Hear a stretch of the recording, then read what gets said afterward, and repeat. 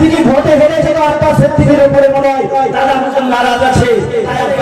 তাই যদি বুঝতে হয় দুনিয়ার জমিনে হাতটা তার অপারগতা আল্লাহর অপছন্দের মনে হতে হয়, তাহলে বুঝতে হবে আমাদের হোসাইনকে কারবালার ময়দানে দুনিয়ার জমিনে শহীদ হতে হবে না।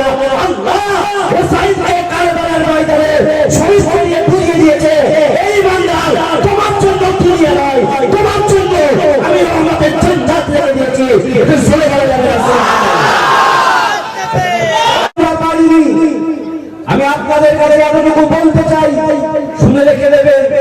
আজকে আব্বাস সিদ্দিকী ভাইজানের সঙ্গে চলছি, বিগত বছর থেকে সংসদ থেকে শুরু করে দিয়ে দাদার সঙ্গে সঙ্গ দিয়েছি। বহু মানুষ ছিল, আজকে তো অনেককে দেখতে পাচ্ছেন না, আমরাও অনেককে দেখতে পাচ্ছি না, কিন্তু আজকে আপনার তার পাশে আছে, এখানে এসেছে। অনেকে চিন্তা করছে আব্বাস সিদ্দিকী ভাইজানের পাশে গেলে আবার বাড়ি এসে ভাঙচুর হবে না তো, আব্বাস সিদ্দিকীর জলসায় গেলে আবার কি শুনতে হবে না তো, আব্বাস সিদ্দিকীর সঙ্গে সম্পর্ক রাখলে পাড়ার চাল দোকানে আমাকে দেখে হাসি ঠাট্টা করবে না তো। দুনিয়ার জমি কি আছে, যেটার জায়গা কি এটাই। আমি মনে করি যদি তাই বলতে হবে আব্বাস সিদ্দিকীর প্রিয় আওলাদ।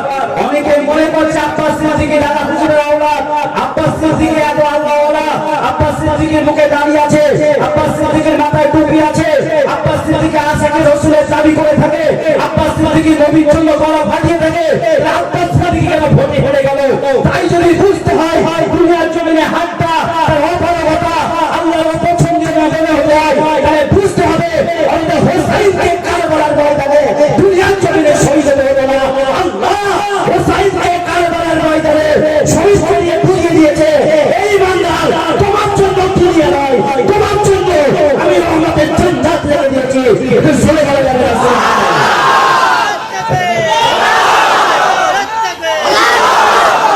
কিছু ফসকে মুসলমান, কিছু দাঁড়িয়ালা টুপিয়ালা নেতা, তারা মনে করেছে আব্বাস সিদ্দিকী ভোটে হেরেছে তো আব্বাস সিদ্দিকী কাফের হয়েছে, আব্বাস সিদ্দিকী ভোটে হেরেছে তো আল্লাহ আব্বাস সিদ্দিকী প্রতিবারে নারাজ আছে, আব্বাস সিদ্দিকী ভোটে হেরেছে তো আব্বাস সিদ্দিকীর উপরে মনে হয় দাদা হুজুর নারাজ আছে, তাই আব্বাস সিদ্দিকী ভোটে হেরেছে।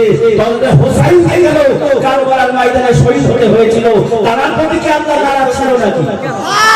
কথা বলেন, এটা পরীক্ষার জায়গা ও বাবা। কারোর প্রশ্ন কঠিন আছে, কারোর কাছে প্রশ্ন সহজ মনে হয়। আর স্যার মাস্টার যাকে ভালোবাসে দেখবেন প্রাইভেট পরীক্ষাগুলো কারোর তার প্রশ্ন দেয়, তাহলে ফার্স্ট বেঞ্চের ছাত্র ব্যক্তিকে কষ্টকর প্রশ্ন কি না আরো পেটে ওঠে, আর যে লাস্ট বেঞ্চিতে থাকে ওর জন্য সহজ সহজ প্রশ্ন যা দেখ পাঁচ পরীক্ষায় পাস করে যা না ধরা পড়ে। আব্বাস সিদ্দিকীকে দেখে এই কথা কখনো মনে আনলেন না। আমি বিগত দিন থেকে বলেছি, আবার আসতে বাড়িটারি দালালি করছে, কি পাওয়া আছে? দালালি করে কি পাওয়া আছে? দালালি নয়। আমার একটা জিনিস আমি ব্যক্তিগতভাবে মনে করি, আজকে আমার পরিবারের বহু মানুষ বিরোধী করেছে, ভাইজানের পরিবারের থেকে ভাইজানের বিরোধী দেখতেছেন আপনারা। হতে পারে এক একজনের দৃষ্টিভঙ্গি এক এক রকম, তার চিন্তা ভাবনা এক এক রকম। আমি তাদের প্রতি সম্মান জানিয়ে বলছি, সে তার জায়গায় ঠিক থাকুক। কিন্তু আমি আমার ব্যক্তিগতভাবে বলছি, আমি আব্বাস ভাইয়ের সঙ্গে যখন থেকে সংগঠন করছি, আমি তার পাশে দেখেছি, একাধিক মঞ্চে উঠেছি, আমি দেখেছি টাকা নিয়ে বারবার বিতর্ক সৃষ্টি হয়েছে।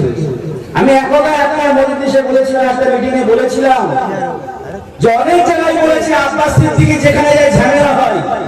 আমি বলি তাই যদি বলতে হয়, আমি বলবো আল্লামা হুজুর 63টা বাহাজ করেছিল, 63টা বাহাজে আল্লাহ জয়যুক্ত করেছিল। আর একটা বাহাজের সৃষ্টি তখনই হয় যখন গন্ডগোল হয়, ঝামেলা হয়, তারপরে বাহাজ হয়। আল্লামা হুজুরের সময় না জানি কত ঝামেলা হয়েছিল, বলবে আল্লামা হুজুর সমাজে শুধু ঝামেলা বাড়াতেছিল, এটা বলা ঠিক হবে না। আপনার ইসলামিক জ্ঞান গরিমা দিয়ে আপনাকে ভাবতে হবে, আপনাকে চলতে হবে, তারপরে আপনি বিবেচনা করতে পারবেন। শুধুমাত্র আজকের এই নেতাদের চোখে দেখলে বিবেচনা করতে পারবেন না। আপনার ইমানি দৃষ্টিভঙ্গিতে তাকান, আপনি আপনার উত্তর পেয়ে যাবেন। আপনার ইমানি দৃষ্টিভঙ্গিতে তাকান। আজকে পয়সা পাওয়া স্বার্থলোভী হুজুরদের, যারা আদা পার্টির নেতা, আদা হুজুর, এদের দৃষ্টিতে তাকালে পাবেন না। আপনি ইমানদারের দৃষ্টিতে তাকান। এই 24 পরগনা জেলায় একটা সময় ছিল, প্রত্যেকে মনে করে দেখে দাবি করার কারণে তারা সিলসিলা পুরোপুরা দাবি করেছে, কিন্তু দাদা হুজুরের আওলাদকে পাত্তা দিত না। দাদা হুজুরের কোন আওলাদকে জলসা আনতে নিষেধ করতো, হাত তুলে বাধা করতো, কারো বড় ফুরফুরায় যাবো না। আজকে তারা যখন এই কাজগুলো করতো, কোন এমন করে হুজুরের বলিজা হয়নি, কোন হুজুরকে দেখতে পাইনি তাদের বিরুদ্ধে প্রতিবাদ করতে পেরেছে। আমি আগেও বলেছি, আজও বলছি, ইনশাআল্লাহ ভাইজান যখন সঠিক রাস্তায় থাকবে, আমি তার পাশে দাঁড়িয়ে আমি বলতে থাকবো, আব্বাস সিদ্দিকীর জন্য 24 পরগনার আমার উম্মতের গাড়ির চাকা ঘুরতে শুরু করেছে, এতে কোনো সন্দেহ নাই। অর্থাৎ আব্বাস সিদ্দিকী যা কিছু করেছে সিলসিলার জন্য করেছে, ভালো করে ভেবে দেখার বিষয় আছে। আর আজকে যারা বিরোধী করছে, ব্যক্তি স্বার্থে বিরোধী হচ্ছে, এটা না শরিয়াতের জন্য, না ইসলামের জন্য, না ইমানি দৃষ্টিভঙ্গিতে যা হচ্ছে ব্যক্তিগত রাজনীতির জন্য হচ্ছে। কথা হয়তো আপনাদের খারাপ লাগতে পারে, কথা বাজে লাগতে পারে, কিন্তু আমি যেটা বলছি প্রমাণ করে দেবেন।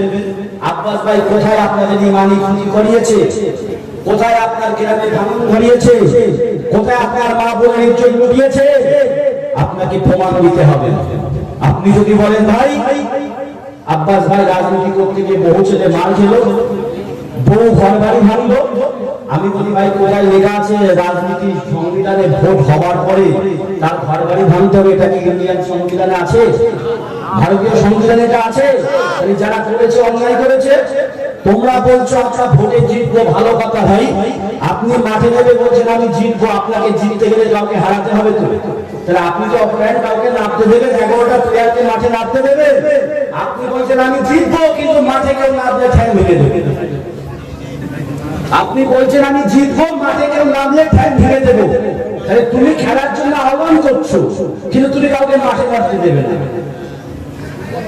কারণটা কি? গায়ের জোর। তাহলে আজকে পার্টিসিপেট করেছি, মানুষের কাছে ভোট চাওয়া হয়েছে, তাদের স্বার্থের জন্য, তাদের ভালোর জন্য আজকে বলা হয়েছে। মানুষ ভোট দিয়ে মিটে গিয়েছে, কিন্তু ঘর ভাঙার অধিকারটা তোমাকে কে দিয়েছে? রাস্তায় ফেলে মারার অধিকার কে দিয়েছে? জব কার্ড কেড়ে নেওয়ার অধিকার তোমাকে কে দিয়েছে? এটা তো সংবিধান নয়। তাই তুমিও যদি বলে থাকো আমরা অন্যায় করছি, আমাদের অন্যায় দূর দূর পর্যন্ত দেখতে পাবে না, প্রকাশ্যে তোমাদের অন্যায়গুলো দেখতে পাওয়া যাচ্ছে। তোমরা সংবিধান বিরোধী কাজ করছো।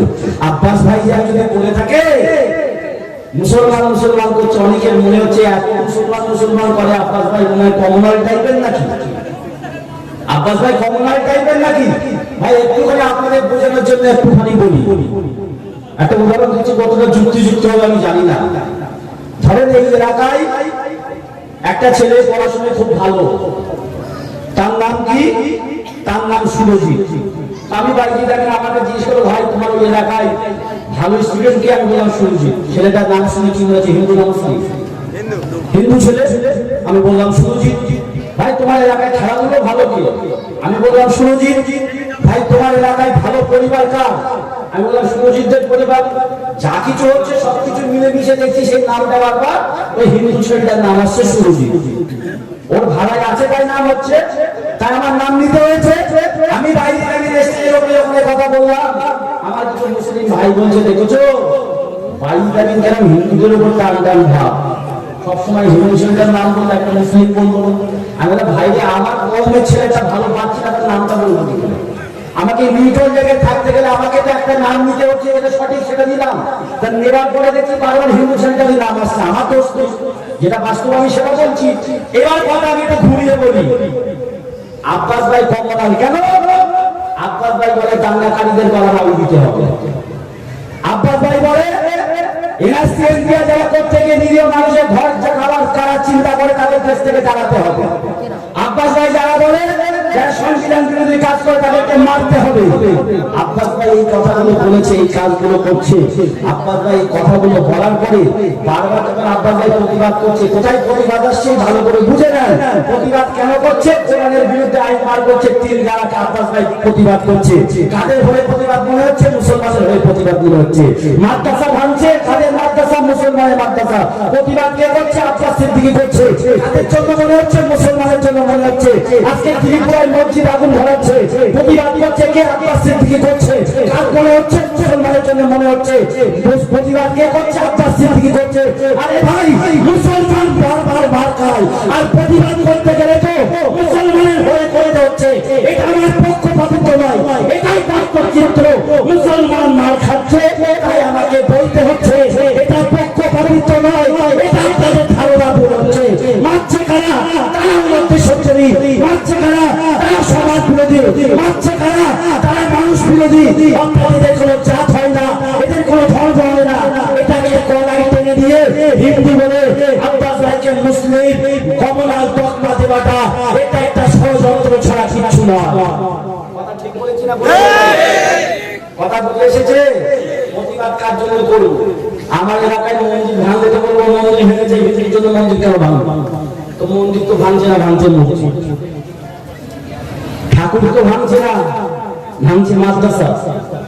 গালাগাল তো অন্য কওমের মানুষকে দিচ্ছে না, দিচ্ছে আমার চাচাদেরকে টানছে, মাথা টুপি ধরে টানছে। আরে ভাই, করছে মার, আমি খাচ্ছি, প্রতিবাদ করছি, এটা আমার নিউট্রাল জায়গা থেকে প্রতিবাদ। কিন্তু প্রতিবাদের অন্যায় পার্সেন্টেজটা মুসলমানের তরফে এত বেশি, মুসলমানের উপরে এত বেশি, প্রতিবাদ করতে গেলেই মনে হচ্ছে মুসলমানের পক্ষে কথা বলছে না, ন্যায্য কথা বলতে গেলেই মনে হচ্ছে এই কমনাল মনে হয়, এই মুসলিম ভাষা মনে হয়। আরে আব্বাস সিদ্দিকী আজকে বলছে বুকে জোর পাচ্ছ, ভালো করে ভেবে দেখে নাও কোন হুজুর আছে, কোন ইমানদার লোক আছে, কোন মাওলানা আছে, কোন পার্টি আসা নেতা আছে।